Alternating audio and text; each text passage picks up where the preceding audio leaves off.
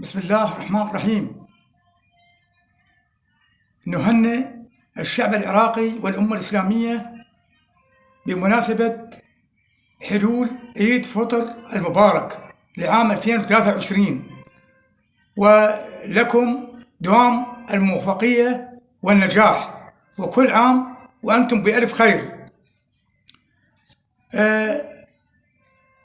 بالنسبة قبل مدة ظهر رجل صالح في السعودية ويطوف بالكعبة قرب مرقد الرسول صلى الله عليه وسلم.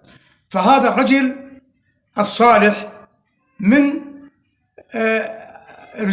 أصحاب رسول الله صلى الله عليه وسلم، مو من باكستان.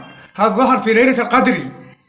وهذا الرجل فأتوقع إما إمام المهدي عجل الله فرجه الشريف، أو إمام الياس، إمام خضر الياس عليه السلام، لأن هذول أحياء في الدنيا.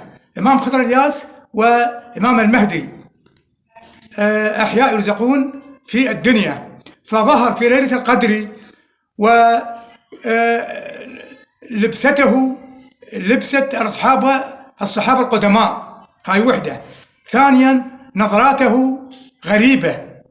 والنقطة الثالثة لاحظنا شكله غريب من ديرة غريبة، هاي نقطة. النقطة الأخرى قال: يا أيها الناس اتقوا ربكم واعبدوه ولا تكفرون، فإن الدنيا فانية ومنتهية.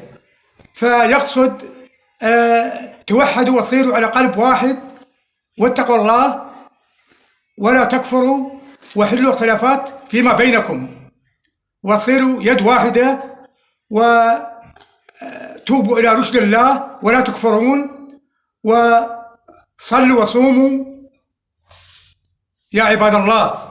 فهذا الإنسان الصادق الأمين من أصحاب رسول الله ظهر في مكة بليلة القدر ينصح الإسلام والمسلمين إلى عبادة الله سبحانه وتعالى وطاعته. هاي نقطة. أكو نقطة ثانية ظهرت في الفيسبوك أو على اليوتيوب أثناء زيارة العمرة. كثير من بعض الزوار ما تعرفهم مصريين، ما تعرفهم من يامله، يزاحمون ويتحرشون في النساء اللي يطوفن زيارة العمرة. فهذا حرام. فيجب على الشرطة السعودية أن تلقى القبض عليهم والشبع أسوندات والطجوة، لأن هذا يخالف للشريعة والدين الإسلامي،